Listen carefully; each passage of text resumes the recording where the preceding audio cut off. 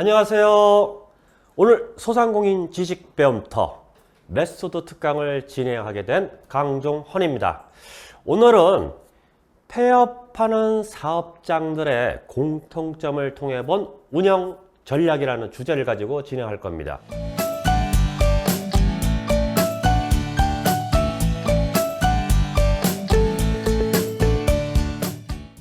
자, 오늘의 컨텐츠. 지금 네 가지로 봤는데요. 네 가지 단계로 한번 확인해 보겠습니다. 첫 번째, 자, 폐업 원인을 통한 운영 전략인데요. 실제 현장에서 소상공인 분들을 만나고 많은 얘기를 나누다 보니까 가장 큰 문제가 있어요. 준비가 부족하다. 주변에 어떤 매체나 이런 부분을 통해서 많이 한번 들어보셨을 거예요. 묻지마 창업. 그냥 내가 어떤 것을 창업한다고 생각하지 않고서 자, 주변에 어떤 분들이 이거 했더니 돈 벌더라 이러고서 따라하는 창업자가 굉장히 많아요. 그러니까 저한테도 상담하면서 제가 아는 분이 뭘 창업을 했는데 그래도 수익을 꽤 올렸답니다. 저도 이거 하면 어떨까요? 단순하게 이런 창업이 많아요. 그래서 묻지마 창업에 대해서 조심을 하셔야 돼요. 근데 여러분들 지금 현재 창업을 하셨잖아요. 그럼 방법이 어떻게 돼요? 다시 한번 거꾸로 찾아보는 겁니다. 지금 내가 하고 있는 사업장의 방향을 재확인하셔야 돼요. 보통 우리 사업장의 방향을 재확인한다? 한 가지로 얘기하면은 사업계획서를 한번 만들어 보는 거예요. 내가 창업 전에 만드는 건 아닙니다. 사업계획서라는 개념은 내가 사업 전에도 만들지만 사업을 하고 있는 와중에서도 만드는 거예요. 또 수정하는 거예요. 지금 코로나19라는 팬데믹 현상 때문에 기존에 운영되던 사업장들이 위축이 되고 여러 가지 힘들잖아요. 이런 부분에 어떻게 대처를 할까 준비하는 게 사업 계획이에요. 자, 기본적인 거. 내가 왜 어떤 동기를 가지고서 이 사업을 했는지, 과연 내가 지금 하고 있는 사업의 목표가 어디까지 가야 되는지 다시 한번 써보세요. 그 다음에 아이템. 내가 지금 운영하는 아이템 자체가 과연 올해, 내년, 내후년에도 꾸준하게 버텨줄까? 고민 한번 해보시는 거예요. 자, 업계 동향. 업계 동향? 여러분들 보고 뭐 어떤 통계치나 이런 걸 찾으라는 얘기 아니에요. 주변에서 가깝게 볼 수가 있어요. 자, 제가 커피숍을 하고 있는데 인근 주변에서 커피숍이 계속 문을 닫는다? 결론은 커피에 대한 소비자 반응이 떨어졌다는 거예요. 주변에서 쉽게 볼 수 있는 것들을 하나하나 관찰해 보라는 개념입니다. 그 다음에 성공 키워드. 과연 내가 갖고 있는 아이템이 어떤 키워드를 갖고 고객들이 찾아보느냐. 여러분들 막연하게 지금 어떤 분들은 뭐 블로그도 하고 페이스북 하고 인스타그램 여러 가지를 하고 있어요. 근데 실제 활동을 하면서도 매출이 증가되거나 이렇게 올라가지 않는다는 거는 고객들이 나를 찾아보는 키워드를 여러분들이 모른다는 얘기예요. 막연하게 따라가고 하는 것밖에 없어요. 그래서 이런 걸 다시 한번 체크해 봐라. 자, 입지. 어떻게 보면 사업장이 벌써 오픈한 상태고 상권도 정했고 모든 게 다 들어가 있습니다. 여기서 찾아볼 거 과연 내 사업장에 가시성이 있느냐, 누가 알아볼 수 있느냐, 인지성 두 가지를 확인하시는 거예요. 밖에 나가셔서 대로변을 가던 한쪽 길 양옆에 가셔가지고 여러분 사업장에 간판이 제대로 보이는지, 주변에서 왔다 갔다 할 때 과연 이 사업장이 무엇을 하는 사업장인지 고객들이 인지할 수 있는지 한번 확인해 보세요. 이 부분을 확인하시고 간판이 안 보인다? 뭐가 부족하다? 자, 그러면 밖에 배너나 여러 가지 형태, 판촉물 등을 통해서 다시 한번 재정비하라는 의미예요. 그래서 기존에 들어와 있던 매장을 바꾸라는 게 아니라 지금 되고 있지 않는 부분을 하나하나 보아라는 의미입니다. 그 다음에 고객. 과연 고객들이 내 매장에 와서 만족을 하고 있는지, 우리 가족 식구들이 와서 이용을 하고 있는지, 대중성이 있는지 다 보셔야 돼요. 우리 매장은 이상하게 한쪽 연령에 치우쳐 있다? 그러면 그 치우친 연령대로 여러분들이 다시 마케팅적으로 공략을 하셔야 되는 부분이에요. 그런데 이 부분 하나를 짚지 않으면 어려워요. 자, 자금. 지금 코로나19 때문에 여러분들도 뭐 사업자 대출부터 시작해서 여러 가지 자금을 지금 받는 분들 꽤 많아요.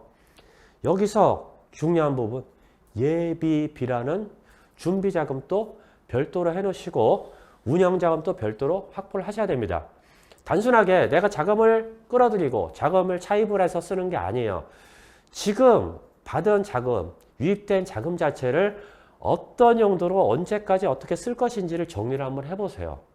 이 준비가 되지 않다 그러면 지금 여러분들이 외부에서 지인들, 금융기관, 정보기관 모든 자금들을 끌어들인다고 해도 사업장을 유지하기가 어렵습니다. 이런 부분들을 꼼꼼하게 챙기시는 게 가장 좋습니다. 자, 한 가지 예를 들어 드릴게요. 사업계획 하다 보니까 보통 생각하는 게 이거는 내가 뭐 정부기관에서 뭐 큰 자금 받을 때만 쓰는 거야. 어렵게 생각하세요. 그래서 간단하게 써볼 수 있는 거 비즈니스 모델 캔버스라는 걸 한번 두고 얘기를 하려고 합니다. 내 주변에 파트너가 어떤 사람인지, 핵심 활동이 어떤 건지, 갖고 있는 자원이 무엇인지, 또 어떤 가치를 줄 수 있는지, 고객과의 유대관계, 어떤 채널, 고객 세그먼트, 비용, 수입원 이런 부분들을 하나하나 써보세요. 지금 보는 페이지 자체가 어렵거나 힘든 페이지는 아니에요. 간단하게 단답형이라고 생각하고서 한번 써보세요. 여기서 과연 내가 어디까지 기록을 하고 어디까지 할 수 있는지 한번 체크하는 겁니다. 이 체크를 통해 가지고 내 부족한 점을 다시 확인한다 생각하시면 될 거예요. 자, 여러분들 이 작업이 끝난 다음에 어떤 걸 하느냐? 손익계산서를 한번 다시 확인해야 됩니다. 보통 창업하시는 분들 참 많이 얘기해요. 야, 어떤 거 창업하면은 뭐 투자 대비 수익률이 뭐 10%야. 아니면 30%야. 간혹 이런 얘기 참 많이 하세요. 그런 사업은 거의 없어요. 그런 사업이 있다 그러면 위험도 그만큼 증가하는 겁니다. 실제 순수익률 자체가 3.3%? 3.5% 이상이면 그래도 양호하게 간다 생각하시면 돼요. 자, 내가 지금 수익률 자체가 정확히 떨어져 있는지 확인하기 위해서는 손익계산을 다시 분석을 해봐야 됩니다. 지금 여러분들 주변에서 제일 먼저 하는 게 뭐예요? 매장의 사업장의 매출이 떨어지다 보니까 어떻게 보면 인력 감소를 먼저 시작을 하고 시작했어요. 자, 근데 인력 감소를 어디까지 시작을 해야 될지 손익계산서 내에서 다 확인 가능합니다. 단순하게 내가 지금 인건비 낼 능력이 없으니까 인력을 이렇게 감소시켜야지. 자, 감소한 만큼 여러분들한테는 더 심적인 부담으로 갈 수가 있어요. 왜? 한 명이 빠지면 한 명의 몫을 또 해야 됩니다. 두 명이 빠지면 두 명의 몫을 또 해야 되는 거예요. 단순하게 인력 감소를 위해서 내가 어떤 지금 매장을 유지하는 것보다는 손익계산을 통해서 과연 내가 어디까지 가야 될지 확인해 보는 거예요. 자, 그러면 인력 감소 가장 먼저 할 거. 두 번째가 뭐예요? 내가 원재료 구매를 하는 부분에서 원재료 부분 자체에서 어떻게 하면 좀 더라도 비용을 줄여서 수익으로 환산할까? 자, 배달을 시작했다? 그러면 배달에서는 과연 어떤 식으로 해야지 내가 수익을 좀 더 증가시킬 수 있을까? 하나하나 단계별을 따져봐야 됩니다. 그래서 꼭 중요한 부분이에요. 아까 얘기했던 사업계획서, 그 다음에 손익 분석까지 꼭 한번 가보십시오. 자, 이 정도까지만 준비해도 앞서 하던 사업들 자체는 좀 나아질 거예요. 자, 두 번째, 폐업하는 현장에서 가장 많이 부닥치는 문제, 과다 경쟁. 어떻게 보면 동종업종들이 많다 보니까 어떤 곳에 가면은 건물 하나당 카페가 하나씩 있는 곳도 있고 편의점이 하나씩 있는 것도 있어요. 자, 예전에 한지붕 두 편의점이라고 부산의 한 곳에서 이렇게 편의점이 형성이 됐어요. 어떻게 보면 참 이해 안 가는 일이에요. 실제 어떻게 임대인 자체에서도 상도덕 자체를 깬 현상이죠. 자, 지금 최근에 아니 오래전부터 빨래방 지금 포화 상태가 됐습니다. 그래서 빨래방 업계에서도 일정 거리 유지하자, 뭐하자 계속 얘기가 나와 있어요. 이런 과당 경쟁을 통해 가지고 내가 갖고 있던 고객들이 흩어져 나가서 결론은 매출이 감소하고 수익도 감소하고 폐업하는 현상도 나타나고 있습니다. 자, 두 번째 환경 변화예요. 이런 과당 경쟁이라는 문제도 있지만은 지금 코로나19 같은 환경 변화 때문에 또 사업장 형태가 바뀌고 있어요. 기존에는 오프라인 매장에 와서 고객들이 사장님 뭐 주세요? 저 이것 주세요. 얘기를 했었는데 거의 비대면 언택트 소비 증가가 돼버렸습니다. 자, 거리두기 어떤 것 때문에 지금 거리두기 4단계까지 가서 많이 힘드실 거예요. 자, 거리두기 4단계로서 거의 뭐 저녁 시간 오후 6시 이후에는 2명 이상밖에 되질 않다 보니까 저녁 영업을 하시는 분들이 많이 어려움을 호소하세요. 그래서 이런 변화 때문에도 지금 많이 어려움을 겪습니다. 이런 환경 변화 자체에 꼭 요것만 있는 건 아니에요. 주변에 상권의 몰락이나 다양한 형태로도 또 나타날 수가 있습니다. 자, 지금 코로나19 소비 트렌드가 바뀌었는데요. 자, 언택트. 이제는 뭐 사람 만나거나 이러지는 않아요. 그 다음에 홈 이코노미. 쉽게 집에서 모든 거를 하고 있습니다. 해결을 해요. 자, 그 다음에 본원적인 가치가 중시되어 있고 사람들 자체가 나가서 내가 코로나에 걸리지 않나? 뭔가 변화에 따른 또 불안함을 또 호소해요. 그러다 보니까 외부에서 주변 사람들 만나는 걸 좀 많이 꺼려하는 현상이 나타났습니다. 그 다음에 에고이즘, 자기만족.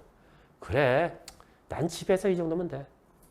이런 형태로 계속 시장이 변하다 보니까 지금 여러분들 운영하는 사업장에 대해서 어려움이 계속 생기는 거예요. 자, 이 어려움이 생겼다고 포기할 수는 없잖아요. 헤쳐나갈 수 있는 방법도 있습니다. 실제. 제가 한 가지 꼭 제안하고 싶은 거는 여러분들이 무엇을 판매하는가 보다는 어떻게 판매할 것인지 연구해봐라. 내가 매출이 떨어지면은 가장 먼저 하는 얘기 메뉴 증가 아니면 상품의 증가, 서비스의 증가 이런 식으로 폭을 늘리는 분이 굉장히 많으세요. 자, 그런데 아까 얘기했듯이 언택트라는 부분이 갑자기 환경 변화가 생겼는데 내가 서비스 상품을 많이 증가한다고 해서 고객이 다시 증가하지는 않아요. 결론은 지금 현재 상황에서 어떻게 판매할 것인지 고민을 해보시라는 얘기예요. 자, 지금 뭐 작년에 시작하신 분도 있지만은 또 뒤늦게 시작하시는 분들 배달 서비스, 뭐 쿠팡이츠, 배달의 민족, 요교처럼 이런 배달 서비스를 이용하는 것도 한 가지 방법입니다. 그 다음에 두 번째, 밀키트. 뭐 밀키트 요새는 어떤 각종 언론 매체에서 간혹 얘기 많이 나올 거예요. 밀키트라고. 내가 어떤 상품을 가지고 있는 부분을 포장해서 택배라는 시스템을 통해서 고객한테 발송하는 거예요. 이렇듯이 내가 어떤 서비스나 상품을 늘리기보다는 어떤 식으로 판매할 것인지 생각해 본다 그러면 지금보다는 좀 더 나아질 것이다. 그래서 꼭 한번 고민해 보세요. 주변에 어떤 식으로 가고 있는지 꼭 확인하셔야 됩니다. 자, 가장 큰 문제, 대표자의 정체예요. 자, 우리 보통 사업하면요, 제가 딱 한마디 얘기 드려요. 세 사람만 이기세요. 세 사람. 세 사람? 누구지? 자, 여러분이 싸워서 이겨야 될 사람, 임대인. 자, 임대인을 이기지 못하면요, 사업장 유지가 안 됩니다. 자, 두 번째, 고객이에요. 고객을 이겨야지 내가 사업에 자리를 잡을 수가 있어요. 근데 세 번째는 뭐예요? 나 자신이에요. 대표자 자신을 이겨야 됩니다. 이 셋 중에서 한 명한테라도 지게 되면요, 결국 사업 자체는 성공할 수가 없어요. 그래서 꼭 나 자신을 다시 되돌아보는 시간이 되었으면 합니다. 제가 해드릴 수 있는 얘기, 전문가가 되세요. 여러분들, 보통 이제 사업 운영하시면서 제가 가서 한번 질문을 해보세요. 대표님이 지금 하시는 사업 중에서 고객들한테 설명해 줄 수 있다 그러면 어떤 부분을 설명할 수 있습니까? 질문하면은 그냥 다 좋아요. 고객들 다 좋아해요. 딱 요 두 가지 얘기밖에 없어요. 자, 전문가라는 얘기는 여러분들이 지금 판매하고 있는 상품 자체를 정확하게 알고 판매한다 그러면 자, 고객들은 그만큼 신뢰하고 대표님들을 찾을 수가 있어요. 단순하게 내가 커피 한 잔을 먹는 게 아니라 이 커피 자체가 어떤 흐름을 갖고서 어떻다라는 거 얘기만 해줘도요. 고객 반응은 달라진다는 거예요. 그래서 여러분들한테 필요한 거는 전문가예요. 내가 사업이 안 되고 매출이 저조한다? 그냥 앉아서 기다리지 마세요. 최근에 어떤 이제 대표님이 저한테 물어보더라고요. 소장님, 지나다니면서 이 매장이 될지 안 될지 보이세요? 제가 어느 때쯤 폐업하는 게 맞을지 보이세요? 이 질문 하나 하신 거예요. 그래서 보입니다. 그럼 저는 어때요? 제가 볼 때 대표님은 그래도 아직까지 괜찮습니다. 지금 현 상태 유지하면은 꾸준히 갈 것 같아요. 그걸 어떻게 알았어요? 자, 그분은 본인이 사업 피크 시간, 그 사업 피크 시간이 아닌데 사업장에 앉아서 그 다음 고객을 준비하기 위한 준비를 계속 하고 있었어요. 자, 일반 분들, 일반 대표자들 피크 시간 아니면요. 가장 먼저 하는 일이 뭐예요? 의탁자에 앉아서 TV 리모컨 돌리는 일이에요. 결국은 뭐냐? 이 대표님은 준비가 안 되는 거예요. 근데 저한테 질문하신 분은 자, 다음 고객. 결론은 그걸 보고서 어떤 걸 깨우치느냐? 단골 고객이 있구나. 왜 단골 고객이 있으니? 지금 그 고객들이 어떻게 온다는 걸 파악하고서 본인이 준비를 하는 거예요. 그 다음에 나머지 청결 상태, 뭔가 하고자 하는 노력. 이게 다 맞물려야지 여러분들 성공의 길을 갈 수 있는 거예요. 성공이라는 거는 단순하게 내가 뭘 해서 아이템이 좋으니까 가야지 이거 아니에요. 이런 여러 가지 요인이 다 맞물려야지 여러분들 성공할 수 있습니다. 다시 한번 내가 뭘 못하는지 꼭 체크해 보시기 바라겠습니다. 자, 또 고객 관리 소홀. 가장 큰 거예요. 고객이 없으면 결론은 뭐예요? 사업 자체가 유지가 안 돼요.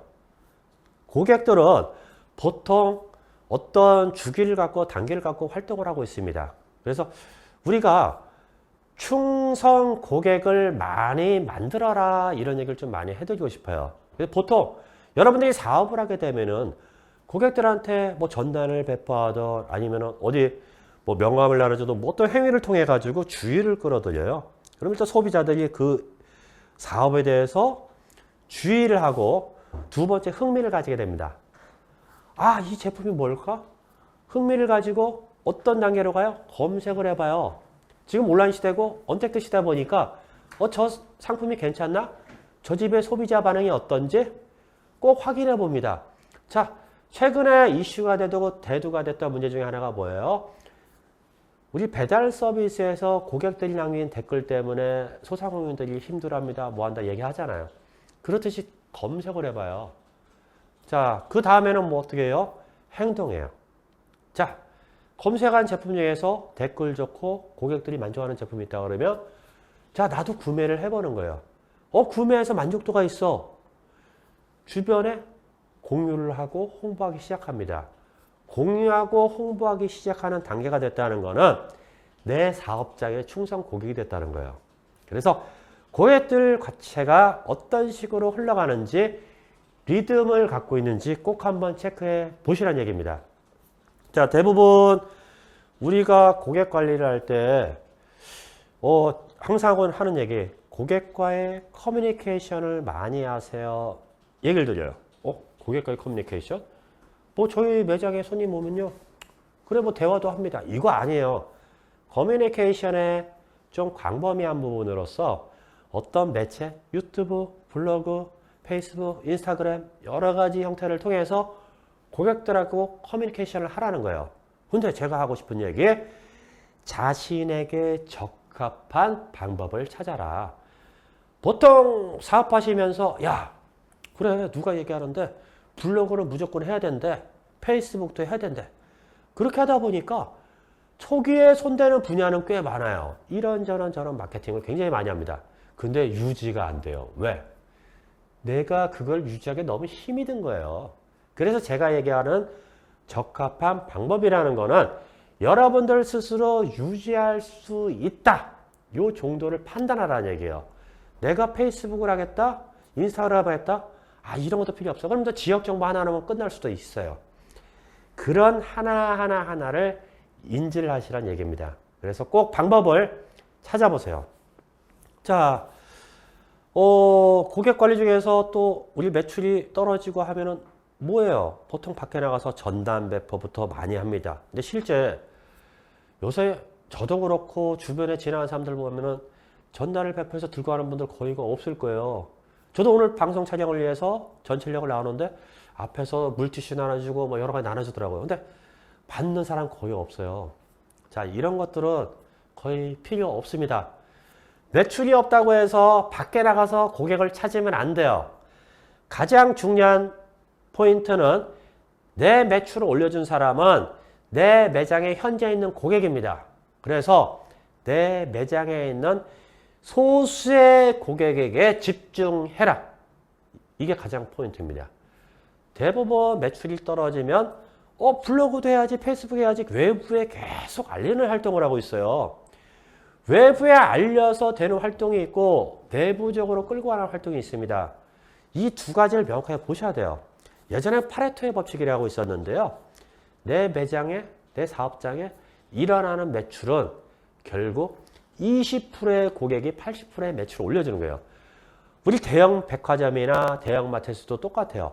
20% 고객이 소수의 고객에 집중해서 그 소수의 고객이 다 내 매출을 확보를 시켜준다. 그래서 내 매장, 사업장에 방문한 고객한테 집중하는 것이 낫지 외부에 너무 큰 비용을 쓰거나 하지 마라. 한 사람, 두 사람이 온 고객, 그 고객을 확보하는 게 가장 큰 포인트입니다. 자, 이제 위기 관리를 해야 돼요. 지금까지 앞에서 얘기한 것들은 어떻게 보면은 여러분들, 소상공인분들, 대표자분들의 몫이에요. 스스로 내가 무엇을 못했는지 하나하나 찾아보고 부족한 부분이 있다 그러면 부분 자체를 정리해 나가면은 충분히 다시 올라갈 수가 있습니다. 자, 이 부분 정리가 끝나면은 관리를 해야 되는데요. 원재료부터 시작해서 원가 관리를 시작합니다. 지금 항상 물가는 오르고 있어요. 인건비도 오르고 있습니다. 자, 힘들어요. 그런데 소비자가 먹는 금액 자체는 잘 안 올라요. 그러니까 어떻게 하다 보니까 수익 자체는 계속 줄어들 수밖에 없는 상황이라는 얘기예요. 여러분들이 작년, 재작년, 올해까지 이렇게 어느 정도 몇 년 동안, 기간 동안 실제 소비자 물가나 여러 가지가 다 올랐어요. 원자재비도 많이 올랐습니다. 인건비도 많이 올랐어요. 주변에서 뭐 인건비 뭐 몇백 원 올라가지고 그게 오른 겁니까? 얘기하잖아요. 자, 여러분들 알잖아요. 우리가 종합원 하나 쓰면은 막상 그렇게 주는 분들이 어딨어요. 8,000원이라 그래도 10,000원 주는 거고, 지금 어떻게 보면은 40원, 50원 오른 게 자체가 내년 되면은 1,000원, 2,000원 더 줘야 되는 부분인 거. 자, 이렇듯이 여러분들 원가 한번 다시 따져보세요.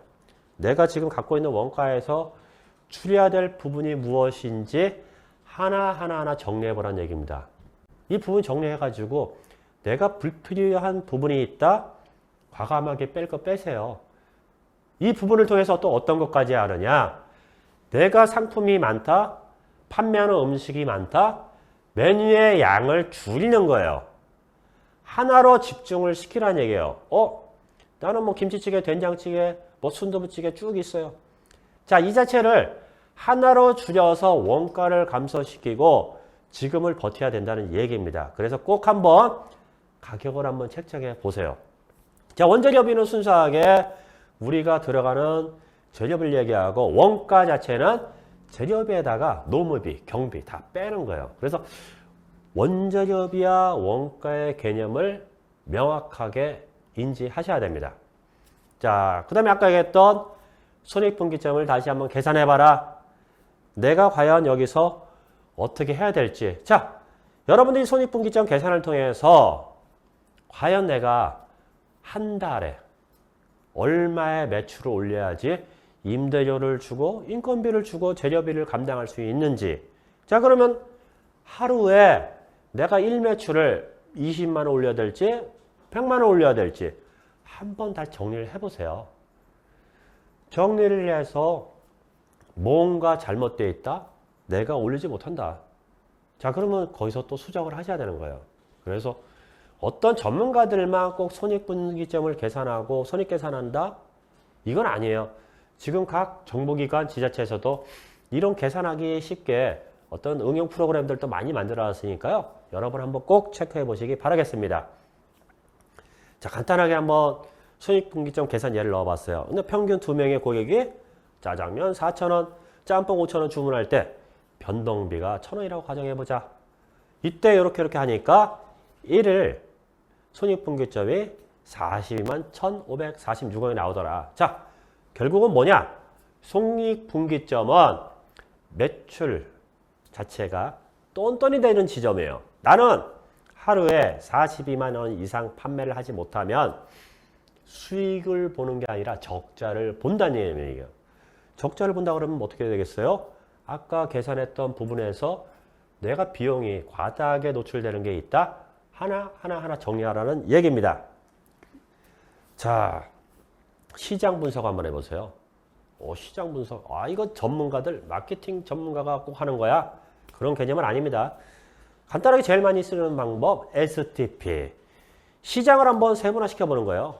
과연 내 사업장에서, 내가 사업장, 운영하는 사업장 주변에 거주 인구나 어떤 형태로 되어 있는지를 한번 꼼꼼하게 다시 살펴보는 겁니다. 그 다음에 표적 시장을 선정하는 거예요.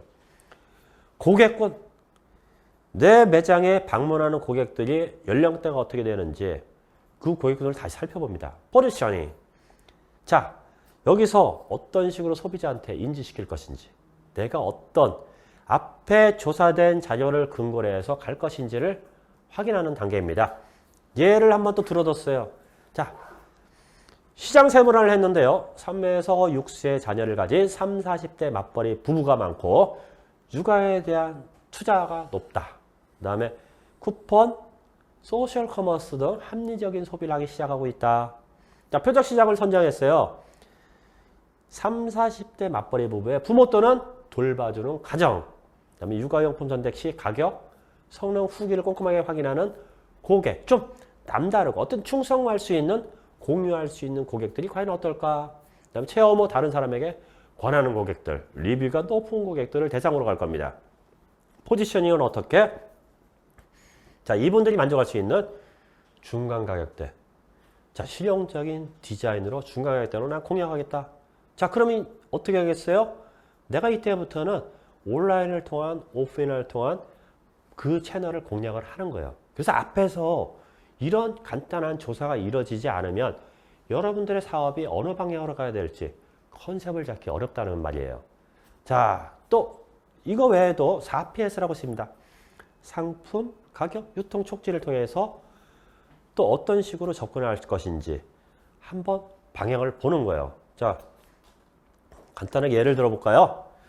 상품에서 저희가 한 2, 3년 됐는데요. 실제 기존에 카페를 몇 개를 하다가 한번 아이디어를 내서 바꿔봤어요. 그래서 우리는 일반 카페가 아닌 프리미엄 커피 메뉴를 갖고 가는 카페다. 그 다음에 사이드 메뉴로 아이스크림과 케이크, 한두 종의 케이크만 갖고 가자. 그 다음에 가격은 프리미엄으로 가자. 왜? 지금 기존에 있던 커피 시장에서는 거의 원두 자체를 믹스해서 커피를 추출하다 보니까 가격은 떨굴 수가 있어요. 근데 과연 이게 대기업, 큰 프랜차이즈, 일반 카페, 커피숍에서 먹는 커피를 두고서 자, 여러분 어떤 게 괜찮아요? 비교를 한다 그러면 이게 나아요 하고 얘기할 수 있는 소비자가 없다는 얘기예요. 소비자들은 단순하게 브랜드를 보고서 이게 맛있다라는 판단만 할 뿐이에요. 그래서 이런 부분이 아니라 좀 더 우리가 전문성을 만들어 보자. 아까 얘기한 대표자의 전문성이에요. 그래서 아프리카에서 나오는 원두 3종만 딱 판매를 합니다. 자, 너무 고가의 판매 전략이다 보니까 어딜 가야겠어요? 일반 거리나 골목 상권에서는 통하지가 않아요. 그래서 특수 상권이라는 걸 찾아보자. 그 다음에 VIP 휴식 공간을 활용해서 한번 가보자. 왜? 있는 분들, 특수상권에서 내가 소비할 수 있는 여력이 있는 분들만 대상으로 가면 어떨까? 자, 촉진, 귀중 마케팅이에요. 자, 이거는 아무나 먹을 수 있는 게 아니라 여러분들처럼 어떤 소비 능력이 되시는 분들만 먹을 수 있는 특별한 커피입니다. 이렇게 해서 진행을 했어요. 실제 이 진행 자체를 현장에서 한 6개월을 해봤는데요. 소비자 반응이 처음 괜찮았어요. 초기에는 잘 몰랐다가 한 번 한 번 접속하다 보니까 그분들끼리의 어떤 공유가 돼가지고 아 그래 여기 가면 꼭 이거 먹어야 돼. 이 한마디 한마디가 고객 흡입되는 통로가 됐습니다. 자, 지금까지 앞에서 얘기한 것들 뭐 위기가 다 있는데요. 경영 정상화를 위해서 업종 전환 이것도 한번 생각해 볼 부분이에요. 막상 이렇게 내가 과연 이 사업을 계속 유지를 해야 될지 아니면 컨셉을 한번 바꿔서 가봐야 될지 꼭 한번 생각을 해보세요. 자, 주변에 과당 경쟁으로 동종업종들이 계속 많이 증가하고 지금 뭐 코로나19 시대라 그래서 창업이 이루어지지는 않은 거 아니에요. 거의 유사하게 창업이 이루어집니다. 왜? 생계 때문에 그래요. 근데 생계형 창업자들이 어떤 아이템, 어떤 서비스가 괜찮아서 고객들한테 좋다? 주변에 계속 새롭게 생기고 있어요. 그래서 저희 집 근방에도 거의 한 50m 내 커피숍이 10몇 개가 있어요. 50m 내. 여기가 잘 된다고 그러니까 옆에 또 생기고 또 생기고 계속 생겨요. 결국은 뭐예요? 가격 경쟁. 900원짜리 커피부터 5,000원대 커피까지 다 있어요. 50m 이내. 이렇게 포화상태 돼버려요. 그럼 과연 이게 내가 이길 수 있을까? 한번 고민을 해보는 거예요. 자, 경기 상황, 그 다음에 임대료의 상승, 그 다음에 수익성. 과연 내가 지금 현재 서비스를 판매하면서 일정하게 수익을 가지고 있는지 생각해 보시는 거예요. 또 아이템. 내가 과연 이 아이템이 유지를 했을 때 내년, 내후년까지 장기적으로 갈 수 있는지. 어떻게 보면 아이템 자체는 흐름을 갖고서 계속 바뀌고 있습니다. 예전에 한 예를 들어서 기존에 저희 닭강정 전문점이 있었는데 초기에 대표님이 거의 한 1년 정도 운영하시다가 연락이 왔어요. 한번 좀 상담 좀 받아보고 싶다고. 매출이 떨어지기 시작했어요. 1년 전까지는 고객들이 줄 서서 막 먹다가 1년이 딱 넘어가니까 매출이 툭툭툭 떨어지기 시작했어요. 이게 아이템이 수명이 끝났습니다. 자, 그 시기에 전국적으로 닭강정 전문점들이 문을 닫던 시기였어요. 아이템이 소멸되는 시기에. 이렇듯이 아이템이라는 것도 수명이 있어요. 끝까지 가는 거 아닙니다. 그래서 이런 부분 보시고, 그다음에 고객들의 외면. 내가 아무리 잘한다고 해서 고객이 외면하면 끝나는 거예요. 자, 이런 것들 하나를 판단해서 과연 내가 이 사업을 유지를 계속 해야 될지 아니면 지금 현재 트렌드에 맞는 아니면 장기적인 트렌드에 맞는 업종 전환이 필요할지 한번 꼭 살펴보세요. 자, 보통 지금 뭐 항상 얘기해요. 우리 경기가 안 좋아서 뭐 이러니까 뭐 경기 좋아지면 괜찮겠지? 보통 이런 얘기 참 많이 하는데요. 제가 딱 잘라서 한마디 얘기 드릴게요. 지금까지 대한민국 어떤 TV 매체나 뉴스에서도 대한민국 경기가 좋습니다. 발표한 곳 아무도 없어요. 해마다 대한민국 경기는 떨어지고 있습니다. 어렵습니다. 이런 얘기 많이 합니다. 그래서 여러분들 이런 거 그렇게 소상인분들한테 꼭 어떤 경기라는 상황이 중요한 건 아니에요. 근데 이제 너무 특수 상황, 팬데믹이라는 상황 때문에 이런 거 온 거. 요 정도만 체크하시면 됩니다. 자, 기존 시설 및 이전 사업의 경험을 살려서 과도한 투자는 피하세요. 업종 전환이라는 자체는 내가 음식점을 했는데 갑자기 편의점을 하라? 이거 아니에요, 개념은. 음식점 하던 사람이 편의점 하면요, 편의점에 뭘 하는지 몰라요. 창업자들, 폐업자들을 대부분 만나다 보면은 재창업 시에 본인이 했던 업종으로 많이 갑니다. 편의점 했던 사람이 음식점 안 해요. 왜? 구조를 몰라서. 자, 여러분들이 음식점을 했다? 업종 전환을 해도 음식업종으로 같이 전환을 하는 거예요. 기존에 했던 시설, 그 다음에 정보 상식을 갖고 간다. 그럼 간단하게 간판의 1000가리 정도만 통해서 소자본을 통해서 200~300만 원 소자본 통해서 바꿀 수가 있다는 거예요. 그 대신에 업종 전환할 때 주의점, 색상을 약간 바꿔줘라. 내부나 외부에서 보이던 색이 하얀색이다? 그럼 뭐 파란색이나 이런 식으로 색상을 약간 바꿔줘도 엄청난 차이가 납니다. 예전에 또 한 예가 있었는데 거의 한 60평, 70평대 되던 이제 프랜차이즈 가맹점들이었어요. 본사에서 어떻게 보면 외면당하다 보니까 그 가맹점주들 한 15분 정도가 찾아와서 살려달라고 하더라고요. 그래서 했던 경험이 업종 전환이었어요. 근데 실제 그 매장을 가봤는데 거의 한 60, 70평 매장에서 하루에 매출 2만 원, 3만 원을 팔았어요. 그래서 저희가 했던 게 업종 전환으로 기존 시설을 그대로 두고 간판에 약간의 변화, 내부 사인물, 색상, 그 다음에 메뉴의 변화만 통해서 다시 한번 짜잡았어요. 자, 이게 어떻게 되느냐. 2만 원, 3만 원 팔던 매장에 오픈 첫날부터 600만 원을 찍었어요. 그 다음에 꾸준하게 300~400만 원을 판매했습니다. 아직까지도 제가 알기로는 5년 정도 됐는데 아직까지 그 사업장 운영하는 걸로 알고 있어요. 그 정도로 업종 전환 자체는 뭐 큰 비용 들이지는 않고 내가 약간의 포인트만 바꿔도 충분히 가능하다. 이 정도만 생각하면 될 겁니다. 자, 운영자금 부족. 보통 이제 위기가 발생되면요, 여러 가지 징후가 나타납니다. 징후. 이게 뭐냐면 우리가 감기 걸릴 시기가 되면 어떻게 돼요? 콧물이 찍 나오죠? 뭔가 목이 칼칼해, 눈이 침침해.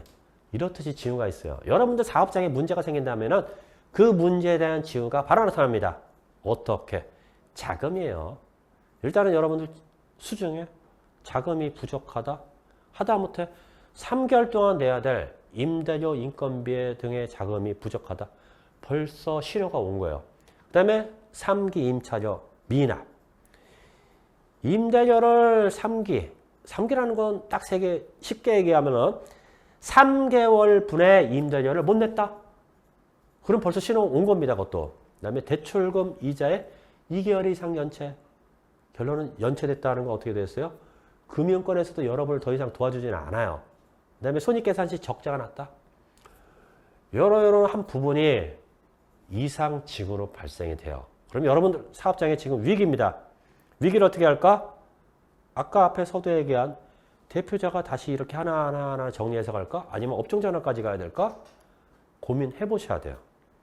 자, 매출 감소가 되면은 보통 쉽게 할 수 있는 일이 있어요.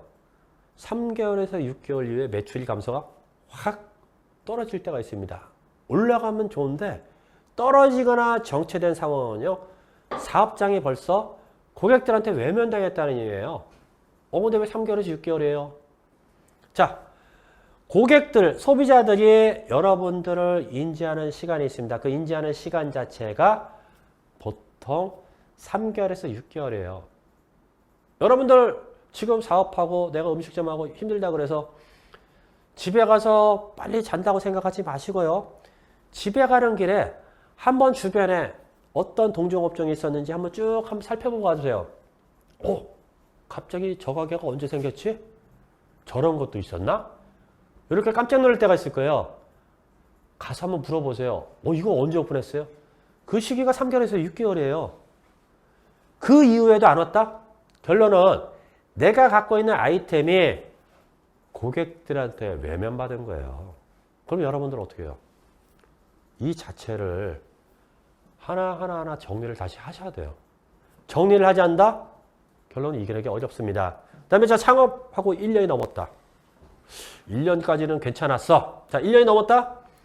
아까 얘기했던 아이템의 변화, 유행의 경과 시점입니다. 여러분들이 시작할 때에는 누구나 성공할 수 있는, 야, 돈 버는 거야. 잘 돼. 누가 해서 돈 벌었대? 1년 경과에서 떨어졌다는 건요, 고객들한테 식상해지고 여러분들한테 어떤 찾아갈 메리트나 매력을 못 느낀 거예요. 한때 우리가 뭐 대학가나 이쪽에서 뭐 치즈갈비, 치즈불닭, 뭐 치즈 시리즈 나왔죠?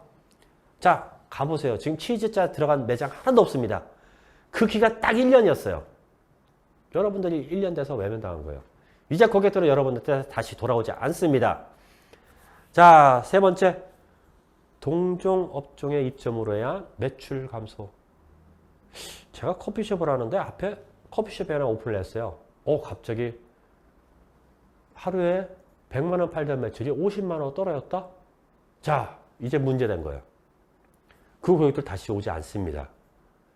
자, 그런데 매출 이 정도 됐어? 그럼 또 한 업장에 또 들어와요. 이런 식으로 서로 제살 깎아먹게 하다 보니까 여러분들이 버틸 수가 없어요. 자, 상권 변화로 인한 매출 감소. 상권 또 여러분 아시는 여러분 뭐 대학 상권, 종로 상권, 명동 상권 다 변화가 있습니다. 이 변화된 상태. 그 다음에 재개발. 여러 가지 조건에 따라 가지고 매출이 계속 감소로 올 수도 있어요. 지금 내 매출 감소가 이 중에서 어디에 속하는지 한번 찾아보세요. 단순하게 매출이 떨어졌다는 자체는 내가 코로나19 팬데믹이라는 개념 외에도 어느 시점이 있습니다. 되려 코로나19로 인해서 안 되던 매장이 잘 된 곳도 있어요. 어이없게도. 그래서 다양한 형태로 나타나기 때문에 여러분들이 꼭 하나 체크해 보시길 바라겠습니다. 자, 이제 앞에서 다 체크를 했고 내가 뭔가에 결정을 내리던가 할 시가 됐어요. 앞에 보니까 나는 뭐 사업 계획도 다 보고 다 해봤던데 결론은 매출이 감소되는 게 폭이 너무 크고 더 이상 운영을 하기 어렵다? 아니면 지금 내가 업종 전환을 해야 될까? 어떠한 판단 결정을 해야 될 때가 있습니다. 그런데 이 결정을 하다 보니까 누구한테 상담을 하려고 해도 상담하기가 힘들어요.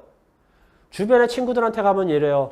야, 친구야, 내가 아는 사람이 뭐해서 돈 벌었으니까 너 그거 한번 하면 될 것 같아. 이런 식으로 얘기를 들어요. 자, 여러분 주의할 거, 전문가의 도움을 받으세요. 업종 전환이나 폐업 여부는 분석을 통해서 결정하는 거예요. 단순하게 여러분이 뭐 이러면 되지 않을까? 막연하게 어떤 결정을 내리면 결국 여러분들한테 손실로 되돌아갑니다. 그래서 꼭 전문가의 냉철한 판단이 필요하다. 자, 소상공인시장진흥공단에서도 각 부서 전문가들이 다 담당자들이 또 있어요. 이런 컨설턴트들의 도움을 받아서 여러분들이 한번 상담을 꼭 받아보세요. 수술의 미리 예측이 아닙니다. 여러분들 스스로 예측하지 말고 전문가 상담을 통해 과연 내가 지금 해야 되는 결정이 맞는지 틀리는지 이거를 확인하라는 얘기예요. 이해가시겠죠? 자, 이런 결정이 다 끝났다? 냉각기간이 필요합니다. 냉각기간. 뭔 냉각기간이야? 지금 여기까지 여러분들이 왔다 그러면 어떻게 보면 굉장히 감정자체나 이런 부분이 올라가 있는 상태예요. 지금 뭔가를 안 하면 난 안 돼. 이런 상태가 돼요. 자, 진정시키라는 얘기예요. 여러분들이 지금 어떤 상황에서 폐업을 하든 업종 전환을 하든 지금 고객 확보를 위해서 다시 마케팅을 하든 거기에 대한 시간이 필요한 거예요. 내가 지금 어떤 행위를 한다고 해서 바로 내일 결과가 나타나지는 않습니다.